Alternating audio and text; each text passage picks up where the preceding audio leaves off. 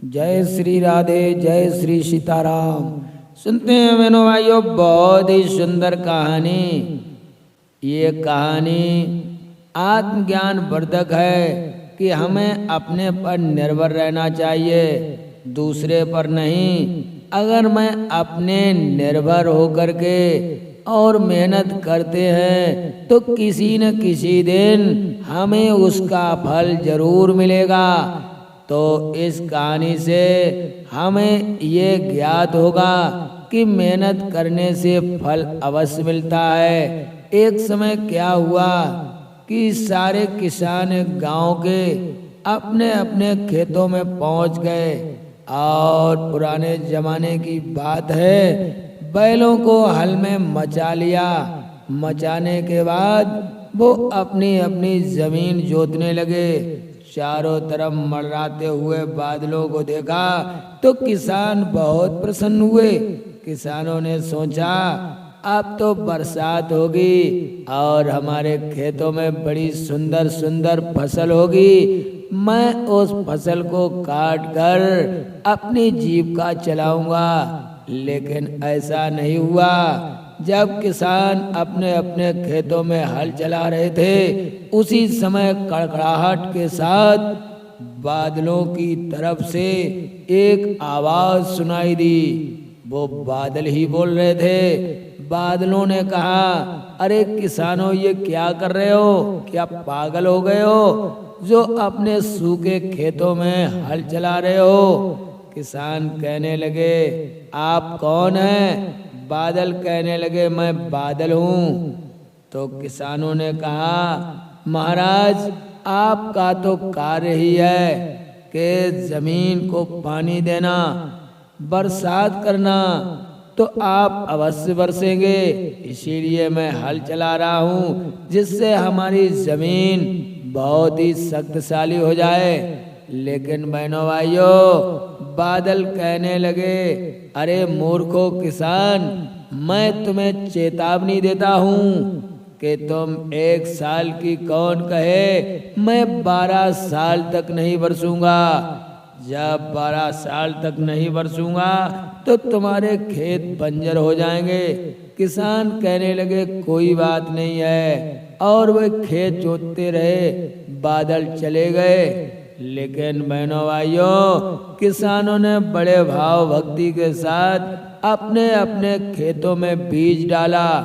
बीज डालने के बाद अपने अपने खेतों की देख रेख करने लगे।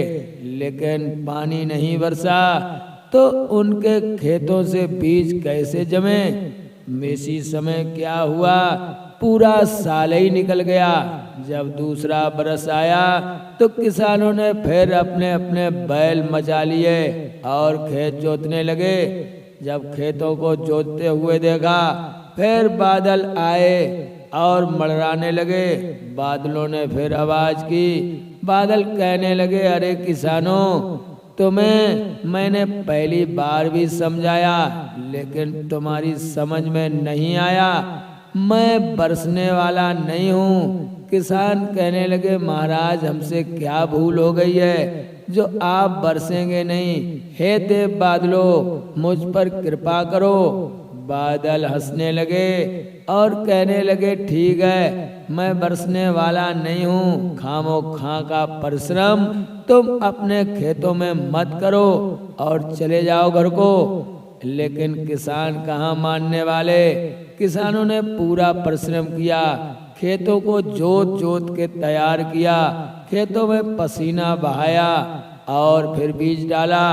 लेकिन बरसात न होने के कारण उनका परिश्रम व्यर्थ ही चला गया। इसी समय क्या हुआ, साल बदल गया और तीसरा साल आ गया। किसानों ने फिर अपने अपने बैलों को हलों में मचा दिया और खेत जोतने लगे। उसी समय बादल फिर आए और बादलों ने तेज गर्जना करके कहा, अरे मूर्खों किसानों, व्यर्थ में अपना पसीना क्यों बहा रहे हो? इससे तुम्हें कोई लाभ मिलने वाला नहीं है। किसान हाथ जोड़ के कहने लगे, क्यों हे देव बादल, आप ऐसा क्यों कहते हैं? देव बादलों ने कहा शायद तुम्हें मालूम नहीं है, मैंने तुमसे पहली बार ही कहा था कि मैं 12 साल तक नहीं बरसूंगा, लेकिन तुमने मेरी बात को अनसुना कर दिया। अब भी समय है, अपने अपने घर को चले जाओ।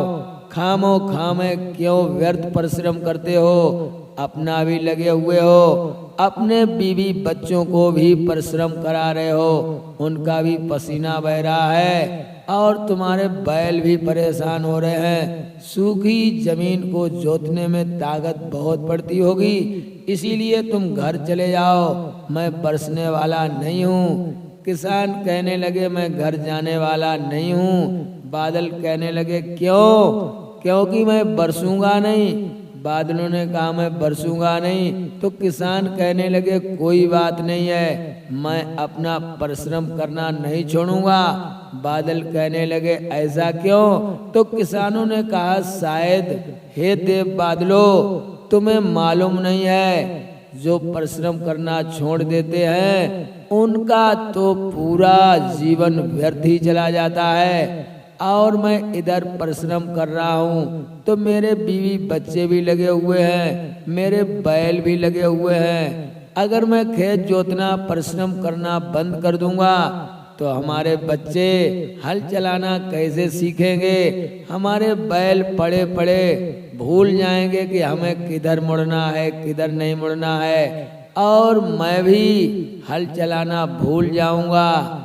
इसीलिए मैं परिश्रम कर रहा हूँ और मेरी जमीन भी बंजर हो जाएगी।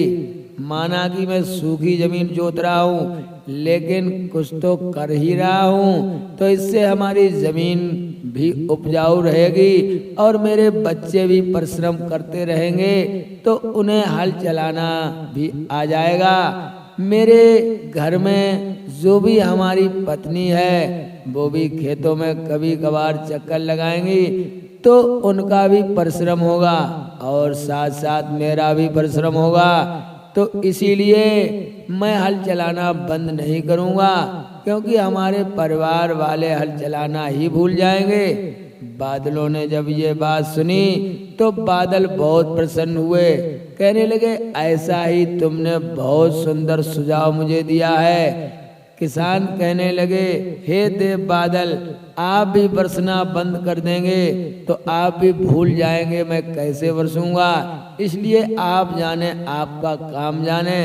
बादल समझ गए बात तो हकीकत की है, क्योंकि जो कार्य करना बंद कर देते हैं धीरे धीरे वो कार्य स्वयं ही भूल जाते हैं।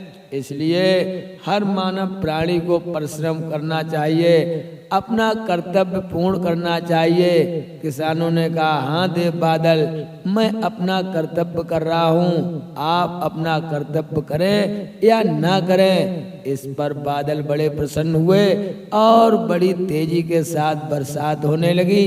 बादलों ने कहा किसानों, मैं तुम्हारे लिए हमेशा आता जाता रहूंगा, जब तुम्हारी फसलें होंगी मैं भरपूर पानी प्रदान करूंगा। इतना आशीर्वाद दिया और तेजी से बादल बरस करके चले जाते हैं। उस साल किसानों की फसलें लहला उठी, किसान बड़े मगन हुए और अपने उस पकी हुई फसल को घर में रखकर अपने बीवी बच्चों का भरपूर पालन पोषण करने लगे। तो बहनों भाइयों, ये कहानी आपको कैसी लगी कमेंट में अवश्य लिखें और हमारे गुरु ज्ञान दर्पण चैनल को लाइक और सब्सक्राइब अवश्य करें। जय श्री राधे, जय श्री सीताराम।